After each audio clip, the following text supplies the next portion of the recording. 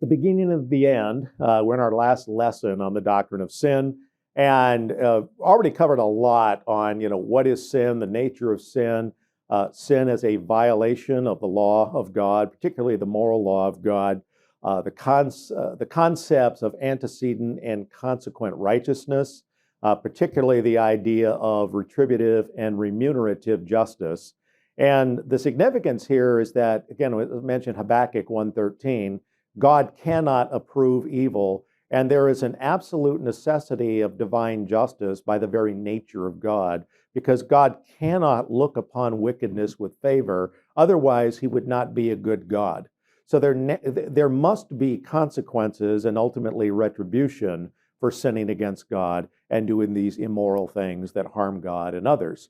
So based on that, it's important that what's taking place is that we're human beings, particularly Adam and Eve in the Garden of Eden, before the fall, they start out pretty much alive and in a relationship with God. But with three particular things going on is that with respect to God's moral righteousness, they were not guilty, or they were in a state of righteousness.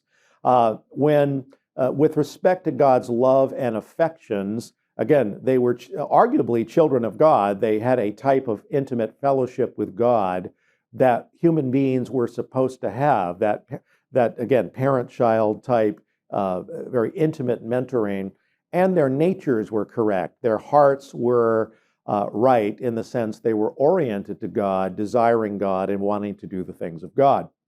So once sin enters, okay, we see, because of this, we see with respect to God's righteousness, all of a sudden now human beings are guilty, okay?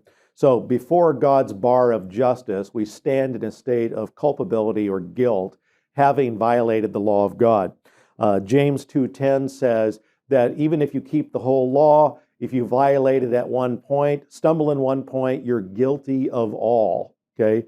Guilty. So we're guilty before God. Secondly, because of our sin, we're alienated from the life of God. And here, Colossians 1:21, we see, for example, Paul says, although you were formerly alienated and hostile in mind, engaged in evil deeds, yet he has now reconciled you in his fleshly body through death, in order to present you before him holy and blameless and beyond reproach. Now, that whole idea of alienated, again, is just that. Now, instead of having a loving relationship with God, we're alienated from God's affections, and now we're hostile to God. And then finally, instead of having our natures being proper, instead now our hearts are curved in on themselves. Jeremiah 17:9 says, the heart of man is evil and incurably sick. Who can understand it? Christ says in Matthew 15 through 20, out of the heart comes evil thoughts, murders, adulteries, fornication, thefts, false witnesses. Again, go back and review what I mentioned about the heart of man and all these things in the previous lectures. But the point is that we're spiritually dead in that state. In other words, we're separated from the active fellowship and life with God. We are spiritually dead. There's inactivity of fellowship. Everyone is under a sentence of physical death that eventually is going to happen unless the rapture happens, and that you're instantly translated into, again, an eternal and glorified being. But so we're under a spiritual death penalty. Everyone's under a physical death penalty. We're guilty, we're alienated, we're corrupt. And when I talked about the issues of supererogatory merit, again, made the case that, and there's absolutely nothing we can do about it with respect to keeping the law. You can't do what you should have done in the first place to earn merit to pay for the times that you broke the law. So the thing about this is that literally we are left in a state of shame, pain, penalty, hopelessness, death, you name it, and there's nothing we can do about it to fix our condition. That's a pretty depressing condition, which, as I've mentioned in previous lectures, which is why people invent philosophies and world religions to deal with this innate sense of guilt that everyone has. Either we pretend there's no lawmaker, or we can pretend that we can do enough good works to make up for our bad works, okay? So there's a summary, again, of atheism, moral skepticism, and all the world religions and why we do this. So This is why we end up now at the end of the doctrine of sin with all these three things taking place, is that gives the job requirements for a Savior.